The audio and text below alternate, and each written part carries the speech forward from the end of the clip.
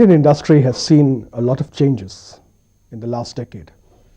And some of these changes have impacted in a major way on the labor force of this industry. And this was a change for which the labor force was not prepared. But anyway, just to look at and understand what some of these changes were, which have gradually impacted and at times rather sharply impacted on the labor force and employment relations. First of all, the fact is that the education levels of our labor force has gone up gradually over the years. Of recent, you have younger, more educated, more qualified labor entering the marketplace.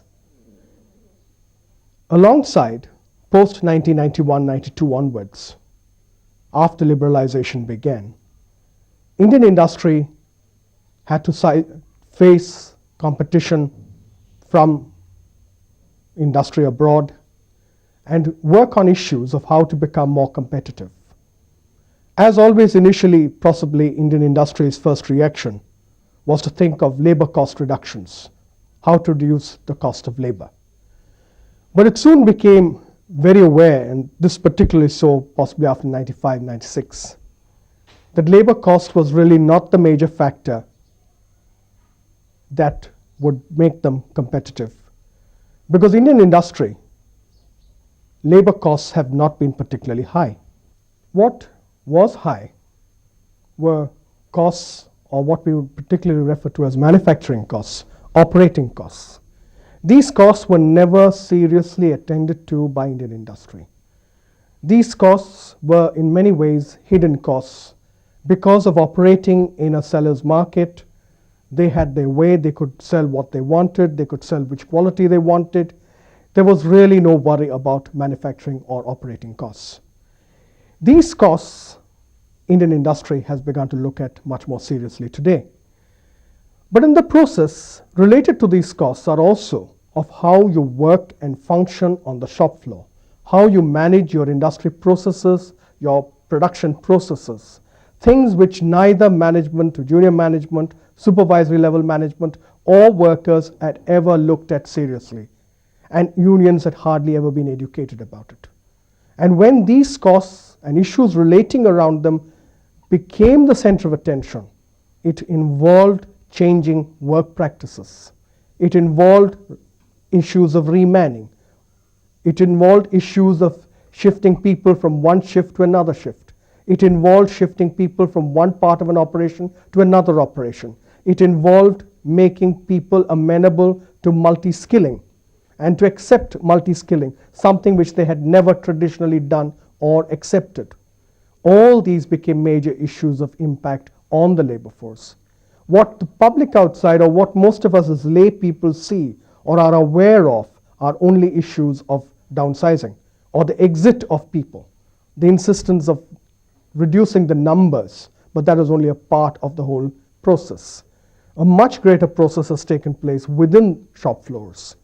A related issue was that Indian industry had never quite educated either the employee force, that is the labor force, or its supervisory cadre and its junior management about the market and the consequences of changes in the market for any production process. Manufacturing sectors had to have a very hard look at the quality of recruitment they do.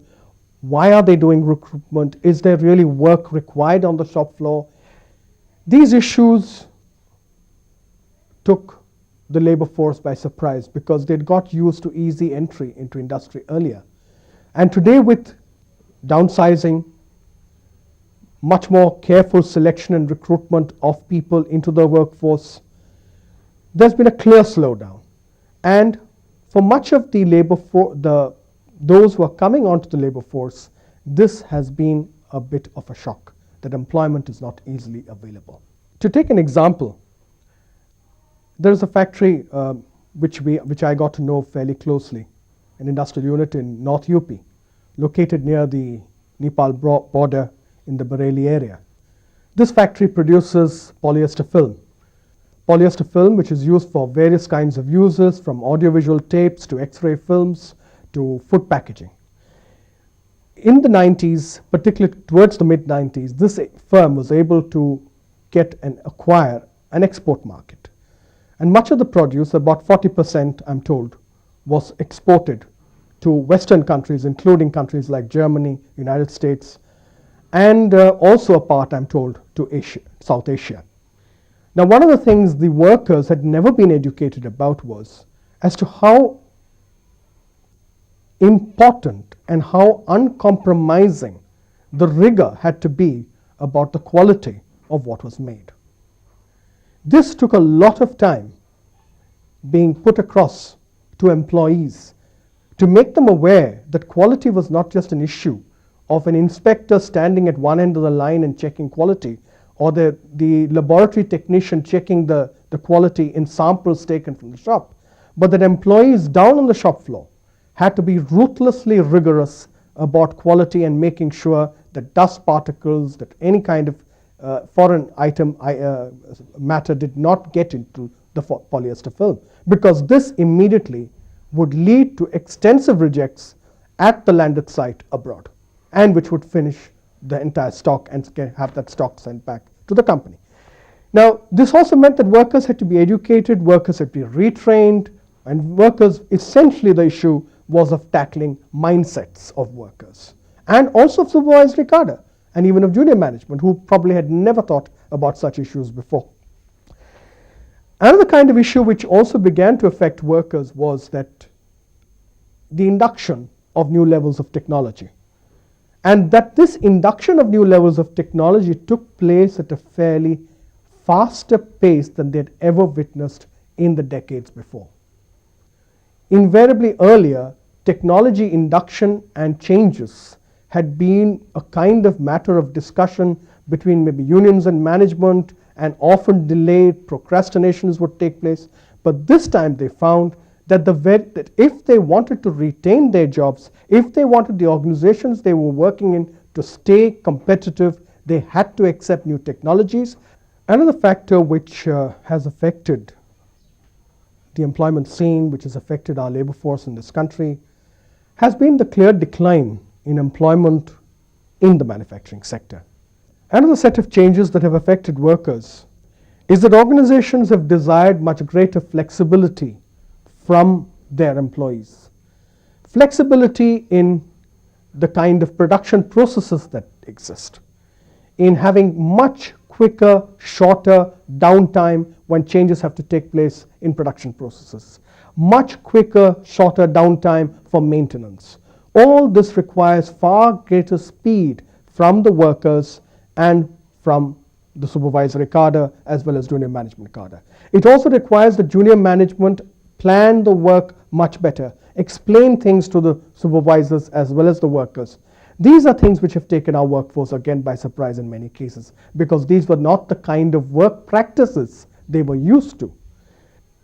Employees need to be involved seriously in the dialogue and discussion about changes and how to improve work practices, work processes, ensure standardization of quality, and ensure continuous upgradation of quality. This was not done seriously by Indian industry. Even today, it's not adequately done. But at least today, where it is done, it is a serious process. And this is a big change, because again, workers were not prepared for this. Even supervisory cadre were not prepared for it. This requires homework from all levels of management. It requires homework even from supervisory cadre, and that supervisory cadre prepare workers to participate in such serious shop floor discussion and dialogue. It is as a result of this that today, where industries are fairly young, or units are fairly young, and technology processes are relatively newer, and even workforces are younger, clearly today, in such units and situations, workers are demanding technology training and technology training for upgradation of skills, which has not been a major demand before. But this is again another change that workers are facing and their response to this has been that they need to be trained, they need to be educated. Another lesson for our workforce, an issue which has had impact on them, is the realization that it is your skill that is going to keep you in employment, and that it is the value addition to the skills you have that ensures the security of employment. This is a lesson or an understanding which Indian labor force in industries where changes have been taking place, in such places workers have begun to perceive this. It has caused apprehension, it has caused anxiety, but those who've been able to understand it and that this is part of the changes taking place worldwide have responded by trying to upgrade their own skills, either through additional programs, diplomas outside, or by seeking knowledge from ensuring that the management gives them such programs and training internally. But this is a major, major learning for our workforce, something which they were not at all exposed to earlier. The issue that it is your skill, the quality of your skill, and the value you bring to your skills that ensures your employment, and that industry is not going to work on the traditional terms that once in, you're there permanently.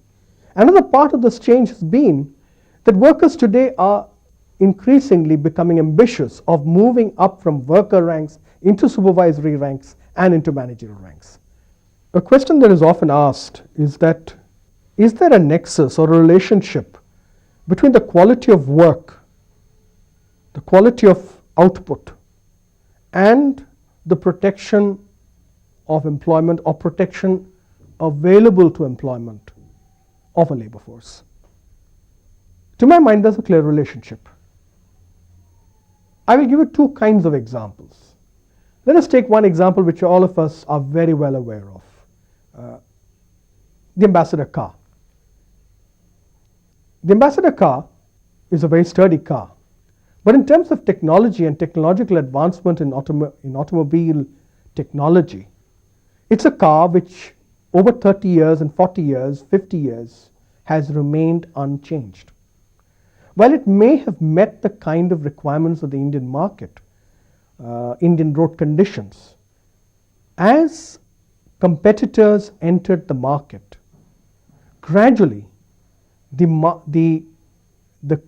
market of the Ambassador car declined and has finally declined very sharply. To this extent that a small family or anyone seeking to purchase a car for personal use is most unlikely to go out and buy an Ambassador car. Now, what are the consequences of this decision for the labor who are employed with the manufacture of that car? From newspaper reports and whatever little that I've been able to read up, I think something like over 5,000 people lost employment. Now, the failure of an organization, of an industry and a management to upgrade technology to ensure quality has led finally, maybe over a long period, but it has finally led to serious downsizing, severe downsizing, not serious, severe downsizing of the labor force. And when the same ownership decides to go in for a new collaboration to manufacture the Mitsubishi, they do not set up that manufacturing facility at the Hindustan Motors Rishabh plant, but they decide to set it up at an entirely different location with far tighter manning and an entirely new range of technology for manufacturing and assembling that car. Take another example of how employment and quality of production are related, and the quality of output of what you do. More than 15, 20 years ago, a small company was set up in the backyards of Madras called TVS Sundaram Fasteners, which was part of the TVS group. In the late 80s, probably when no one even knew much about, in India at least, about or were worried about productivity qualities and persistently achieving quality standards, Sundaram Fasteners approached the Japanese and I'm told had a study conducted at their small plant in Madras on how to improve quality standards and make them more world class to begin with. And this company, which hardly anyone knew of, became the first Indian company to get the ISO 9000. This company became a major manufacturer and player in radiator caps for car radiators. Initially, it was very slow going for them. But first, possibly it was General Motors, and later it has been Mercedes. They have won acclaim and contracts with both General Motors and Mercedes. If I'm not wrong, as I understand the situation today, they are probably the sole suppliers of radiator caps for General Motor cars throughout the world at every unit of General Motors across the globe. Similarly for Mercedes. Now, how did they achieve such standards that these two giants in automobile industry and manufacture globally could accept an Indian company? They did it and were accepted because of the quality standards they achieved. At one time, they had the accepted defect rate for 1 million pieces of radiator caps was 60 pieces in 1 million. This company, Sundaram Fasteners, finally achieved 0 defect in 1 million pieces. Now, that is quality standards. Now, with those quality standards have gone the protection of the labor, the employment of protection of employment, as well as gradual but slow growth in employment in the factory at Sundaram Fasteners. An aspect that we would have to accept as the years, as we progress into this coming decade, is that employment potential in the manufacturing sector may not expand much or grow much. Employment is going to grow largely in the service sector. There's a whole area in the service sector where all kinds of new opportunities are coming up. It's not just the IT industry and the computer related world.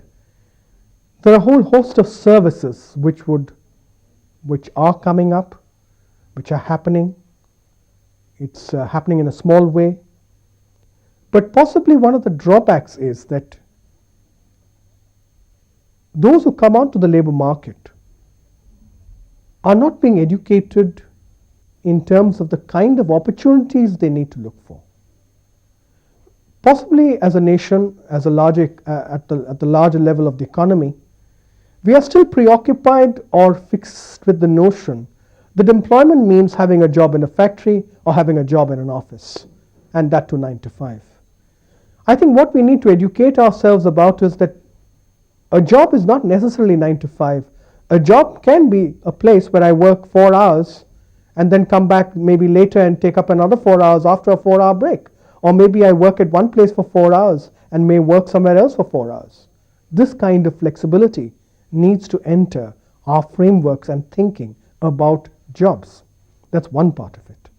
Another part of it, and which is fairly obvious already, is that in the kind of technological changes that have been happening and will continue to happen, a core group of people who have the core skills of a technology will always be essential to a production process, to a manufacturing process, to a particular customer service. But around that core will be a larger group of peripheral people who will be required today and may not be required tomorrow. It can relate to IT, it can relate to computers, it can relate to transportation, it can relate to many kinds and forms of work. It can relate to the hotel industry.